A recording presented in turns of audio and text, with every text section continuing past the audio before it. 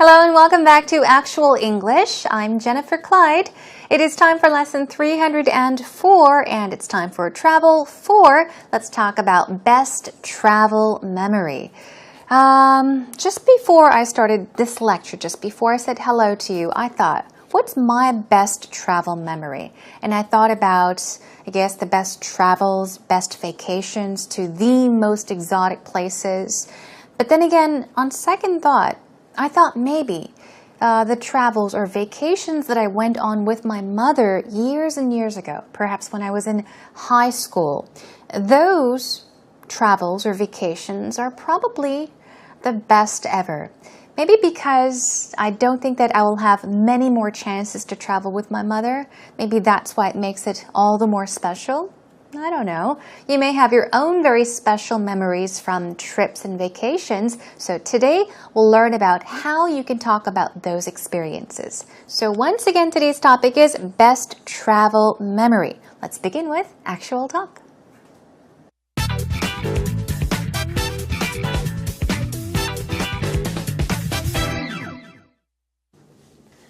So if you were to tell me about your best vacation or your best trip ever, what would you tell me?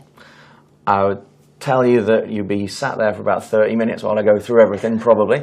Okay. My best travel memory, it's a tough one, that is. I'd have to say I was lucky enough about 8 years ago to go to Everest, to base camp. No way. Yeah, which is probably my greatest achievement, in essence, not just in travel, but probably in life as well. I didn't fall off the mountain for a start off, which was an achievement in itself. Yeah. I didn't die of sort of altitude sickness, which is something that's quite prevalent there.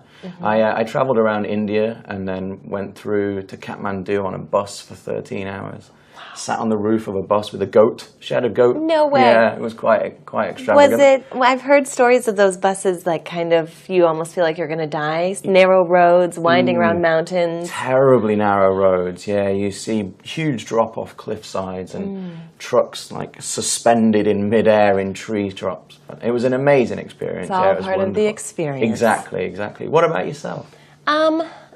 I don't know. It's hard to pick one best trip. I think one of the most memorable or special would be my family and I took a trip to Greece when we were young. Yeah. I was about maybe 8 or 9 years old, and we went to the Greek islands, and we stayed at this little hotel that just, the rooms were arranged that it felt like a community. It was close to the beach, and someone was getting married.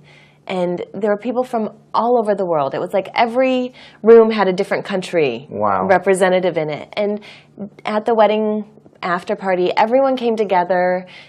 They acted like we were all family. Everyone ate together and danced and had fun. And even like though I was 9, I was allowed to stay up late with the adults. It felt very warm, like a nice community. It's a very Greek style, actually, isn't it? Did they smash plates? Maybe they did that at the wedding, but not at the reception. Okay. Yeah. Greece is such a nice place to be, such a warm, friendly area to be involved in. I'd love to go back. Yeah, me too. Maybe we should travel. Let's. That was Marion Martin talking about what? Today's topic, the best travel or vacation ever. Let's take a look at the conversation then. Here we go. Mary says, if you were to tell me about your best vacation or your best trip ever, what would you tell me? Okay, the best trip ever here, ever is added because you're emphasizing the best vacation or trip you have ever been on or gone on, okay? The best trip ever, okay? What would you tell me, she asks. Well, he said, I would tell you that you'd be sat there for about 30 minutes while I go through everything, probably. Okay. You might have wondered, what is he saying? Okay. He could have said, I would tell you that you'd be sitting there for about 30 minutes while I go through everything, probably. Meaning while I think about all those good trips, you'd probably be sitting there just watching me think, okay? You'd probably be sat there or sitting there for about 30 minutes. My best travel memory. He says, that's a tough one. Tough here means difficult, hard. That's a difficult one, meaning difficult question. I'd have to say I was lucky enough about 8 years ago to go to Everest to base camp. Wow. So he's saying he was lucky enough 8 years ago, about, roughly, approximately. About 8 years ago, he went to Everest to base camp. So he's saying he was lucky enough because he's saying that it is not a trip that people normally go on. Okay, he was lucky enough to go on this trip. Now, Mary says, no way. Why? Because it's very hard to believe. Okay. Now, Martin says, yeah, which is probably my greatest achievement. Greatest achievement. So he does take pride. In essence. In essence means in nature, by nature, okay? Not just in travel, but probably in life as well. So this trip, that he took off to Everest, to base camp, was probably a wonderful, such an important achievement, a great achievement. Okay, the greatest achievement actually, not just in travel, but in general, just in life in general. Well, I didn't fall off the mountain for a starter, meaning to begin with. I didn't fall off the mountain, meaning I didn't get hurt or anything, so that's good, okay, which is an achievement in itself. Okay, so that's also an achievement. He succeeded in not getting hurt, all right? He's kind of, joking, trying to add some fun to the conversation, all right? And here we go. Mary saying, yep, success. You didn't fall off the mountain. I didn't die of sort of altitude sickness. This is a condition that people suffer, especially at very high altitudes. Altitude, think of altitude as height, okay? And altitude sickness, this is a condition, as I mentioned. There's, for example, motion sickness. This is when we get sick in motion, when we're moving around. When you're on a plane, you can get what? Air sick. When you're on a bus or a car, you can get car sick. When you're on a boat or a ship, you can be what? Seasick. That's motion sickness. But altitude sickness is also a condition in which there are symptoms of dizziness, shortness of breath. What else is there? Very bad headaches, okay? Now, these are all symptoms of altitude sickness, and this is when you go to high heights, high altitudes. Some people suffer altitude sickness. So he's saying, I didn't die of altitude sickness. Oh, another symptom is bleeding, actually. So it can be very, very dangerous, which is something that's quite prevalent there. Okay. So he's saying he did not die of altitude sickness. He's just exaggerating. He's saying, I didn't suffer altitude sickness, which is quite prevalent there. Prevalent is what? Prevalent. Prevalent means widespread. It's common. So he's saying altitude sickness is quite common there. It's prevalent there, but I was okay. I didn't suffer altitude sickness. I traveled around India and then went through to Kathmandu on a bus for 13 hours. Wow. And then he says, sat on the roof of a bus with a goat. Interesting. He sat on the roof of a bus with a goat. So he's telling us about his experience, okay, what he's experienced on that trip. He said it could have been a dangerous trip, but he didn't get hurt. He didn't suffer altitude sickness, which is prevalent, common there. So he traveled around India, Kathmandu, on a bus for 13 hours, and he sat on the roof of a bus, the top of a bus with a goat. So he sat there with a goat. Now, Mary also says once again, no way. Now, it's hard for her to believe. You sat on the top of a bus, the roof of a bus with a goat? And he says, yeah, it was quite extravagant. All right. Now, when you come across words such as extravagant, and if you by chance don't know what it means, Try to break the word up into 2 parts, 3 parts. Okay, let's break this word. Extra. Okay, it's pronounced extravagant, but if you take a look at it, now you can see extra in the beginning. Extra means plus, more of something, right? Bonus, an addition of something, more of, extra.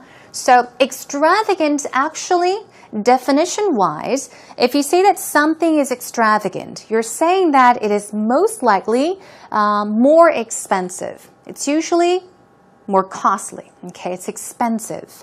You could also maybe describe someone's behavior as extravagant behavior.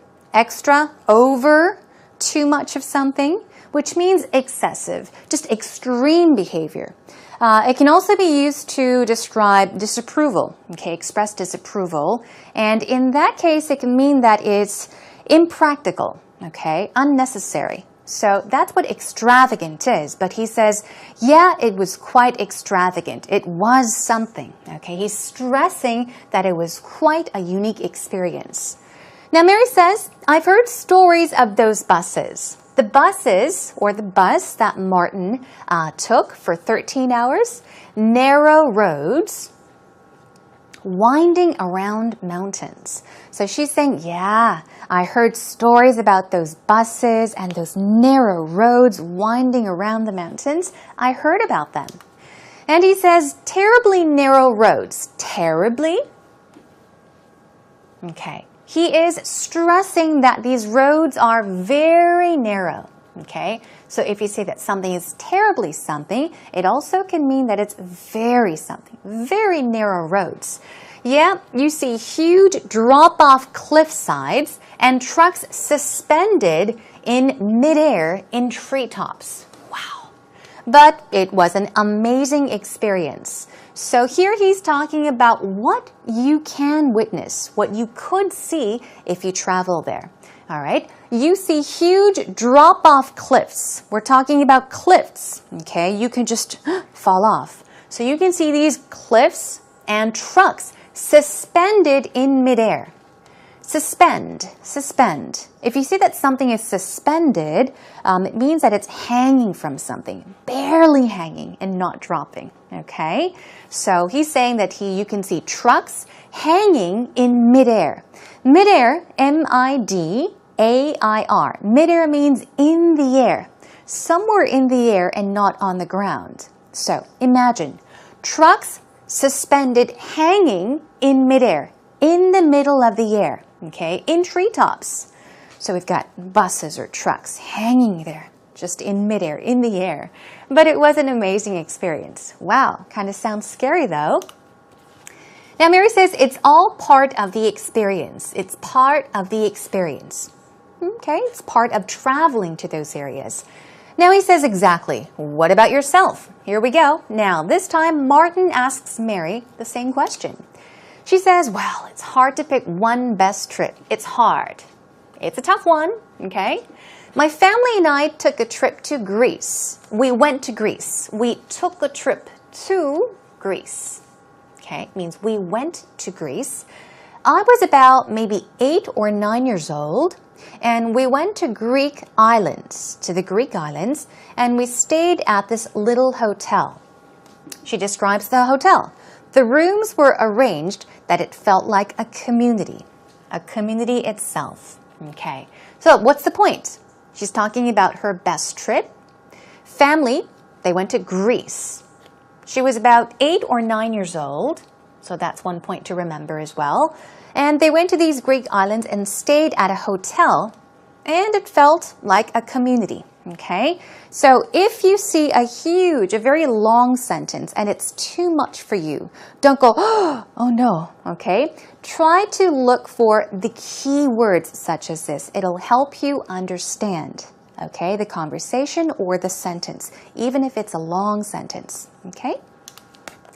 She says it was close to the beach. We're talking about the hotel. It was close to the beach. And someone was getting married. Aha. There was a celebration. And there were people from all over the world. It was like every room had a different country representative in it. Every room, what are we talking about? We're talking about the hotel rooms, okay?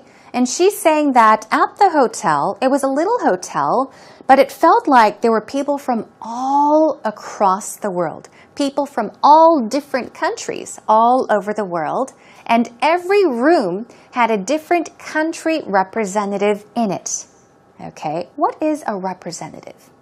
A representative can be a person or a thing that represents another or that represents something, such as a country, okay? So she's saying that it was like every room had a different country representative, meaning every room, the guests in each and every room, they were from all different countries, representing their countries. She says, at the wedding after party. Okay, this is the party that happens after the wedding. That's why it's after hyphen party. Everyone came together. Everyone gathered, got together. They acted like we were all family, just one big family.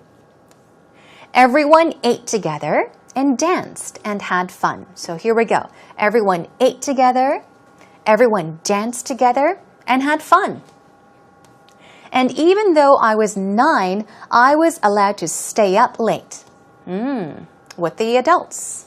I was allowed to stay up late, meaning she was not told to go to bed. It's 9 o'clock. She was able to stay with the adults and enjoy the festivities. Moving on.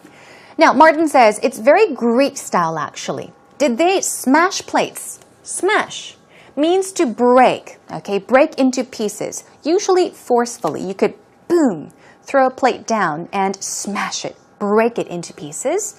And Mary says, maybe they did that at the wedding. At the wedding, but not at the reception. What is a reception? A reception is like a formal party that's usually held to welcome somebody or even to celebrate a special occasion. There are receptions that are held. So she said no, they didn't smash plates at the reception, but maybe at the wedding. Greece is such a nice place to be. He says it is such a warm, friendly area to be involved in. And of course, Mary agrees by saying, I would love to go back. It was a trip that she made with her family when she was 8 or 9 years old. So Mary, when you have the chance, take your parents there, take your family to Greece and enjoy. Okay, let's take a listen one more time. So if you were to tell me about your best vacation or your best trip ever, what would you tell me? I would tell you that you'd be sat there for about 30 minutes while I go through everything, probably. Okay. My best travel memory, it's a tough one, that is. I'd have to say I was lucky enough about 8 years ago to go to Everest, to base camp. No way. Yeah, which is probably my greatest achievement, in essence, not just in travel, but probably in life as well. I didn't fall off the mountain for a start off, which was an achievement in itself. Yeah. I didn't die of sort of altitude sickness, which is something that's quite prevalent there. I travelled around India and then went through to Kathmandu on a bus for 13 hours. Sat on the roof of a bus with a goat. She had a goat. No way. Yeah, it was quite extravagant. Was it? Well, I've heard stories of those buses, like kind of, you almost feel like you're going to die. Narrow roads, winding around mountains. Terribly narrow roads. Yeah, you see huge drop-off cliff sides and trucks like suspended in midair in tree tops. But it was an amazing experience. It's all yeah, it was part of the wonderful. experience. Exactly. What about yourself? I don't know. It's hard to pick one best trip. I think one of the most memorable or special would be my family and I took a trip to Greece when we were young. Yeah. I was about maybe 8 or 9 years old, and we went to the Greek islands, and we stayed at this little hotel that just, the rooms were arranged that it felt like a community. It was close to the beach, and someone was getting married. And there were people from all over the world. It was like every room had a different country representative in it. And at the wedding after party, everyone came together, they acted like we were all family. Everyone ate together and danced and had fun. And even like though I was 9, I was allowed to stay up late with the adults. It felt very warm, like a nice community. It's a very Greek style, actually, isn't it? Did they smash plates? Maybe they did that at the wedding, but not Yeah. at the reception. Ah, okay. Yeah. Greece is such a nice place to be, such a warm, friendly area to be involved in. I'd love to go back. Yeah, me too. Maybe we should travel. Let's. Welcome back, everyone. It's now time for actual expressions. A time for us to go over the words that we found in today's actual talk, as well as the patterns, the expressions, the idiomatic expressions. So here we go with vocab words first. The first word is prevalent. Prevalent. Okay, it's tricky to pronounce. One more time.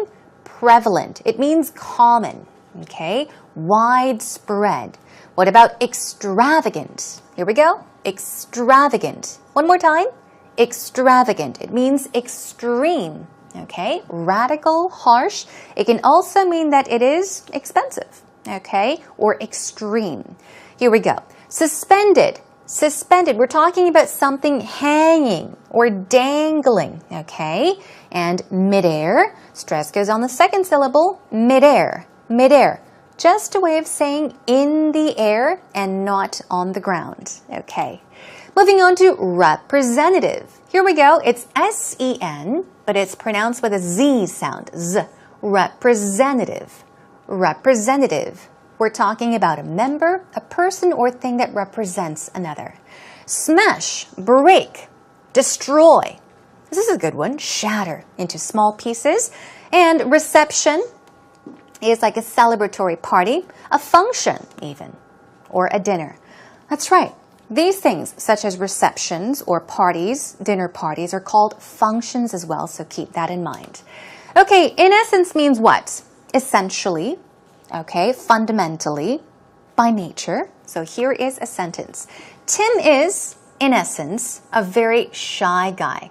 He's by nature a shy guy. He was born shy, is what you're trying to say, in essence.